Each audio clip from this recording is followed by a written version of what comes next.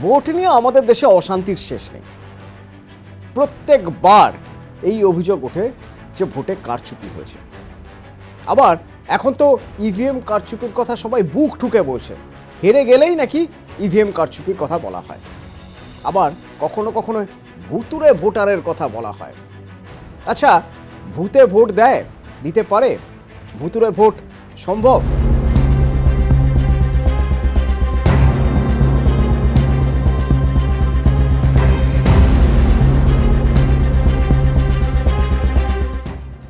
নির্বাচন কমিশনের তথ্য কিন্তু এমন কিছু হিসেব নিকেশের কথা বলছে যাতে এই ভুতুরে ভোট বা ভূতের ভোট দেওয়ার তত্ত্ব আরও জোরালো হচ্ছে।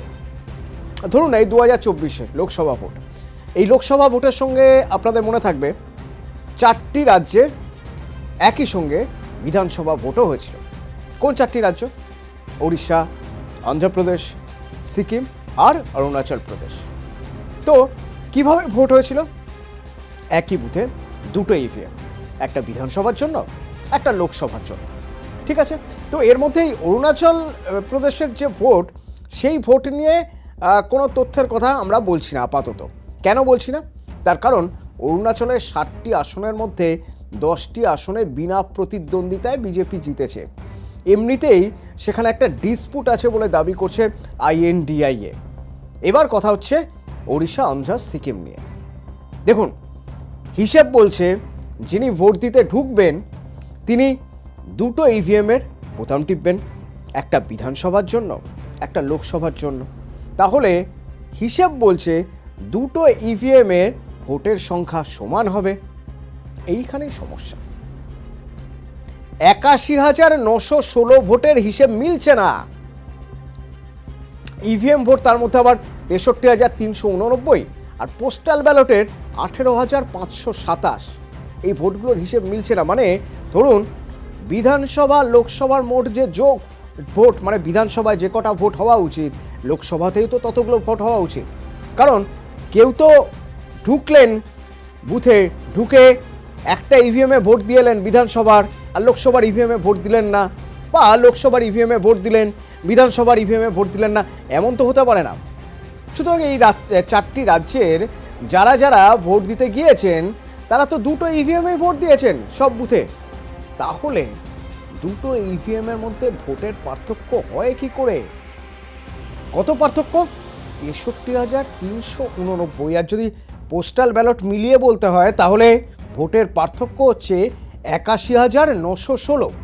ভাবুন একবার, এই 81,916 ভোট দিল কারা?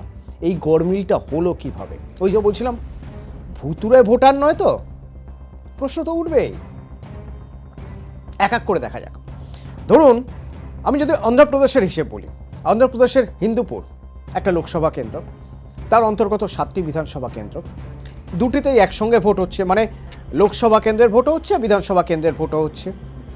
লোকসভায় ভোট পড়েছে ইভিএমে 13,96,687, আর 7টা বিধানসভা মিলে ভোট পড়েছে 14,01,362। মানে হিসেব করলে দেখা যাচ্ছে 4,675 জন শুধু বিধানসভায় ভোট দিয়েছে, লোকসভায় দেয়নি। এও হয়? বুথে ঢুকলেন, আপনাকে দু জায়গায় ভোট দিতে হবে, বিধানসভা লোকসভায়, আপনি শুধু বিধানসভায় ভোট দিয়ে চলে এসেছেন, লোকসভায় ভোট দেননি। এরকম একজন দুজন না হয় ধরে নিলাম, হলেও হতে পারে। 4,675 জন শুধু বিধানসভায় ভোট দিয়েছেন, তারা লোকসভায় ভোট দেননি। ইচ্ছে না থাকলে তো অন্তত নোটা দিতে পারতেন। অনেকেই আছেন যারা ভোট দিতে যান না, তো যখন গিয়েইছেন, যখন বুথে পৌঁছেইছেন, একটা ইভিএমের বোতাম টিপেছেন, আর একটা ইভিএমের বোতামও নিশ্চয়ই টিপেছেন। তাহলে ওই 4,675 জনের ভোট গেল কোথায়? বিধানসভায় তাদের ভোট প্রতিফলিত হচ্ছে, লোকসভা ভোটের ইভিএম খুলে দেখা যাচ্ছে নেই। আচ্ছা, এখানে তো ভোট নষ্ট হওয়ার সুযোগও নেই। তাহলে উপায়? এইখানেই ভাবাচ্ছে। তাহলে এই ভোটগুলো গেল কোথায়? আর এই ভোটগুলো যদি এক জায়গায় করা হয়, অর্থাৎ হিসেবে আসে, কাউন্টিংয়ে আসে, তাহলে তো হিসেব অনেক এদিক ওদিক হয়ে যাবে। আবার ধরুন ওড়িশার ঢেঙ্কানাল লোকসভা কেন্দ্র, তার অন্তর্গত 7টি বিধানসভা কেন্দ্র। এবার ইভিএম খুলে দেখা গেল লোকসভা ভোটের তুলনায় বিধানসভায় 4056টি বেশি ভোট পড়েছে। মানে 4056 জন তারা মনে করেছেন তারা বিধানসভায় ভোট দেবেন, কিন্তু লোকসভায় ভোট দেবেন না। আবার হয়, কেউ ভাবতেই পারেন তিনি ভোট দেবেন না, তিনি বাড়িতে বসে থাকবেন, তিনি ভোট দিতে যাবেন না। আর ভোট দিতে যখন যাবেনই, একটা ইভিএমের বোতাম টিপতে কষ্ট যদি না হয়, তাহলে দুটো ইভিএমের বোতাম টিপতে কষ্ট কোথায় হবে? অথচ তথ্য তো বলছে 4056 জন তারা শুধু বিধানসভার আসনের জন্য ভোট দিয়েছেন, তারা বুথ পর্যন্ত গিয়েছেন, পাশে ছিল লোকসভার ভোটের জন্য ইভিএম, সেই ইভিএমে তারা ভোট দেননি। ওড়িশারই আবার কন্ধমাল লোকসভা, সেখানে ওই 7টি বিধানসভা নিয়ে কন্ধমাল লোকসভা, সেখানে তো আবার উলট পুরাণ। সেখানে দেখা যাচ্ছে লোকসভার ইভিএমে বিধানসভা ভোটের ইভিএমের তুলনায় 3521 ভোট বেশি। মানে কন্ধমালের 3521 জন তাদের মনে হয়েছে তারা লোকসভায় ভোট দেবেন, বিধানসভায় ভোট দেবেন না। মানে একই সঙ্গে একটা বুথে ঢুকে একটা ইভিএম টিপবেন, আরেকটা ইভিএম টিপবেন না, এরকম 3521 জন রয়েছেন। এও সম্ভব? অন্তত তথ্য তো তাই বলছে। তাহলে এই ভোটের হিসেবগুলো গেল কোথায়?